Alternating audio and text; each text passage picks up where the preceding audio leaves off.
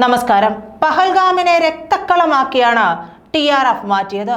29 നിരപരാധികളെ കൊന്നൊടുക്കിയ കൊടും ഭീകരരുടെ ചിത്രം ആക്രമണം നടന്ന് 24 മണിക്കൂർ തികയുന്നതിന് മുൻപ് പുറത്തുവിട്ടിരിക്കുകയാണ് അന്വേഷണ സംഘം.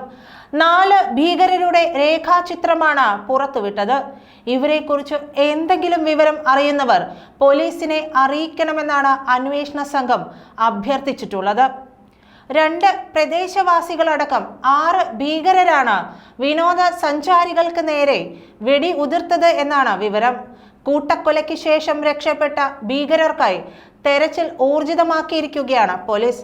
പഹൽഗാം, ബൈസരൻ, അനന്ത്നാഗ് എന്നീ മേഖലകളിൽ വിശദമായ പരിശോധന നടക്കുകയാണ്. പഹൽഗാം ഭീകരാക്രമണത്തിൽ പങ്കാളികളായ 4 ഭീകരരുടെ ചിത്രങ്ങളാണ് സുരക്ഷാ ഏജൻസികൾ പുറത്തുവിട്ടത്. 4 ഭീകരരും ആയുധങ്ങളുമേന്തി നിൽക്കുന്ന ചിത്രങ്ങളാണ് പുറത്തു വന്നതും. പഹൽഗാം ഭീകരാക്രമണത്തിൽ ഇവർ 4 പേർക്കും നേരിട്ട് പങ്കുള്ളതായാണ് റിപ്പോർട്ടുകളിൽ പറയുന്നത്. ഭീകര സംഘടനയായ ലഷ്കർ-ഇ തൊയ്ബയുമായി ബന്ധമുള്ളവരാണ് ഇവരെല്ലാം. ആസിഫ് ഫൗജി, സുലൈമാൻ ഷാ, അബു തൽഹ എന്നിങ്ങനെയാണ് ഇതിൽ 3 ആളുകളുടെ പേരുകളെന്നും ഔദ്യോഗിക വൃത്തങ്ങളെ ഉദ്ധരിച്ച ദേശീയ മാധ്യമങ്ങൾ റിപ്പോർട്ട് ചെയ്തു. ദി റെസിസ്റ്റൻസ് ഫ്രണ്ട് എന്ന സംഘടനയാണ് പഹൽഗാം ഭീകരാക്രമണത്തിന്റെ ഉത്തരവാദിത്വം ഏറ്റെടുത്തിരുന്നത്. ഇത് പാക് ഭീകര സംഘടനയായ ലഷ്കർ-ഇ തൊയ്ബയുടെ പിന്തുണയുള്ള ഭീകര സംഘടനയാണ്. പഹൽഗാം ആക്രമണത്തിന് പിന്നിലെ സൂത്രധാരൻ ലഷ്കർ-ഇ തൊയ്ബയുടെ കൊടും ഭീകരൻ സൈഫുള്ള കസൂരി എന്നാണ് വിവരം. പാകിസ്ഥാനിലിരുന്നാണ് ആക്രമണം നിയന്ത്രിച്ചതെന്നും രഹസ്യാന്വേഷണ ഏജൻസികൾക്ക് വിവരം ലഭിച്ചു. കശ്മീരിൽ പോയി ഭീകര പരിശീലനം നേടിയവരാണ് ആക്രമണം നടത്തിയതെന്നാണ് ലഭിക്കുന്ന വിവരം. വിനോദസഞ്ചാരികളെ വെടിവെച്ചു കൊന്ന ഭീകര സംഘടനത്തിൽ 6 പേരാണ് ഉണ്ടായിരുന്നത്. ഇതിൽ 2 പ്രാദേശിക ഭീകരരാണ്. ഇവരെയാണ് തിരിച്ചറിഞ്ഞത്. സംഘത്തിൽ അഫ്ഗാൻ ഭാഷയായ പഴ്സോ സംസാരിക്കുന്നവരുണ്ടായിരുന്നുവെന്നും അന്വേഷണ സംഘം പറയുന്നു. ഭീകരർക്കായി ബൈസരൻ വനമേഖലയിൽ 4 ഹെലികോപ്റ്ററുകളിൽ സൈന്യം തെരച്ചിൽ നടത്തിയെങ്കിലും സംശയകരമായി ഒന്നും കണ്ടെത്താനായില്ല. അതേസമയം ആക്രമണവുമായി ബന്ധമില്ലെന്ന് പാകിസ്ഥാൻ പ്രതികരിച്ചു. ഭീകരാക്രമണത്തിൽ മരിച്ച 26 പേരെയും തിരിച്ചറിഞ്ഞിട്ടുണ്ട്.